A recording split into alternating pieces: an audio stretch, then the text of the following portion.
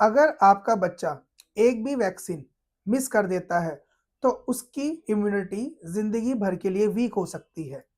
तो आज हम आपको पूरा वैक्सीनेशन शेड्यूल बताएँगे अकॉर्डिंग टू इंडिया, इंडिया में कौन-कौन वैक्सीनेशन लगती है। अगर आप पेरेंट्स हैं, डॉक्टर हैं, मेडिकल स्टूडेंट हैं या क्लिनिक चला रहे हैं, तो आपको ये वीडियो ज़रूर देखनी चाहिए। इस वीडियो में हम आपको ये बताएँगे कि कौन-सी वैक्सीन कौन से मंथ में, कौन से ईयर में, कब लगनी है, उसका क्या काम होता है और कौन-सी वैक्सीन मिस नहीं करनी है।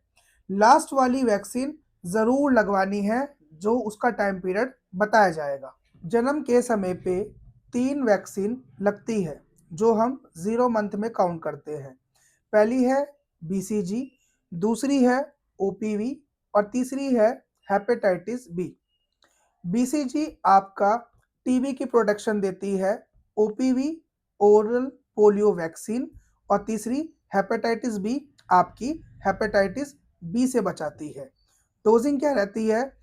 आपकी बीसीजी इंट्राडर्मल लगती है, 0.05 ml की डोज रहती है। ओपीवी की डोज 2 बूंद रहती है, ओरल या माउथ मतलब दी जाती है और हेपेटाइटिस बी आपकी 0.5 ml दी जाती है। इसकी पोजीशन या तो एंट्रोलैटरल दी जाती है थाई पर, या 1 साल से ज़्यादा बड़े बच्चे को हम डेल्टॉइड पे भी दे सकते हैं। बट थाई पे वैक्सीन देना ज़्यादा सुरक्षित माना जाता है। हाँ, हेपेटाइटिस बी की वैक्सीन बर्थ होने से 24 घंटे के अंदर-अंदर लग जाए, वो ज़्यादा अच्छा और बेटर माना जाता है। छठा हफ्ता मतलब 1.5 महीना, इसमें अब कौन-कौन सी वैक्सीन लगेगी? सबसे पहली वैक्सीन का नाम है पेंटावैलेंट। पेंटावैलेंट में हम 5 बीमारियों को कवर करते हैं। सबसे पहले डीपीटी, डिप्थेरिया, पर्ट्यूसिस, टिटेनस। उसके बाद आपका हेपेटाइटिस बी और एचआईवी। एचआईवी है आपका हीमोफिलस कंजुगेट वैक्सीन, जो आपका मेनिंजाइटिस और निमोनिया में काम आता है। नेक्स्ट है ओपीवी, ओरल पोलियो वैक्सीन 1। उसके बाद रोटा वायरस 1 और पीसीवी। पीसीवी आपका नीमोकोकल वैक्सीन होती है, जो निमोनिया और मेनिंजाइटिस से लड़ने में मदद करती है। और रोटा वायरस वैक्सीन क्यों लग रही है? ताकि बच्चे को सीवियर डायरिया से बचाया जा सके। अब इनकी डोजिंग क्या रहेगी?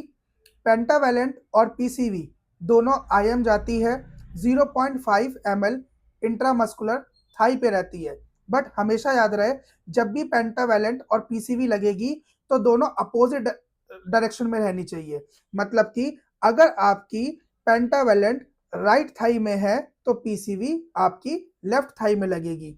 और ओरल पोलियो वैक्सीन ओपीवी और रोटा वायरस ये दोनों बाय माउथ दी जाती है। ओपीवी की डोज बताई है 2 बूंदे और रोटा वायरस की 5 ड्रॉप रहती है। अब 10वें हफ्ता मतलब कि 2.5 महीने कौन-कौन सी वैक्सीन लगेगी? पेंटावैलेंट 2, ओपीवी 2 और रोटा वायरस 2। अब 14वां हफ्ता 3.5 महीने कौन-कौन सी वैक्सीन लगेगी?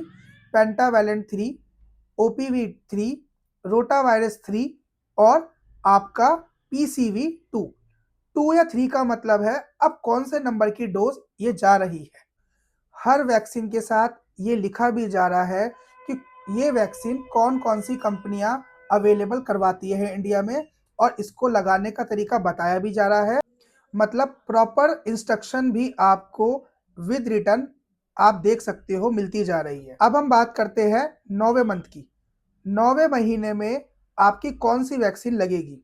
ये वैक्सीन है आपकी एमआर, जिसको हम मीजल्स और रुबेला वैक्सीन बोलते हैं। मीजल्स आम भाषा में खसरा बोला जाता है और रुबेला का मतलब जर्मनी खसरा बोला जाता है, जो रूबी वायरस के कारण होता है। ये आपका 9वें महीने में लगाई जाती है। और दूसरा है आपका विटामिन ए डोज। अब इस मंथ से आपकी विटामिन ए की डोज स्टार्ट हो जाती है, जो आपकी आइज और इम्यूनिटी के लिए होती है। और ये डोज आपकी अब 5 साल तक चलती रहेगी, मतलब हर 6 महीने में इसकी डोज दी जाएगी। अब इनकी डोज क्या रहेगी?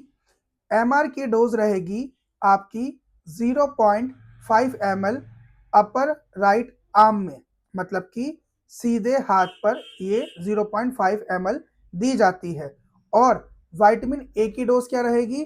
अभी बच्चा 9 महीने में है तो इसको 1 लाख इंटरनेशनल यूनिट इतनी डोज दी जाती है 1 ml के हिसाब से। अब 12 से 15 मंथ के लिए कौन सी वैक्सीन दी जाएगी? सबसे पहले PCV2 जो आपकी निमोनिया बैक्टीरिया के लिए प्रोटेक्शन को और स्ट्रॉन्ग करेगी। 2 वैक्सीन इसमें ऐड हुई है। एक है आपकी वेरिसेला जो चिकन पॉक्स के लिए लगाई जाती है और दूसरी वैक्सीन है हेपेटाइटिस ए जो आपका जॉन्डिस से बचाती है। अब इनकी डोज क्या रहेगी? वेरिसेला की डोज रहेगी 0.5 ml जो सबक्यूटेनियस लगती है अपर आर्म पर, और आपकी हेपेटाइटिस ए की डोज रहेगी 0.5 ml IM जो थाई पे लगेगी। अब 16 से 18 महीने तक के बीच में कौन कौन सी वैक्सीन है? DPT booster 1, OPV booster, MR2 और विटामिन ए की डोज। अब विटामिन ए की डोज थोड़ी चेंज होगी।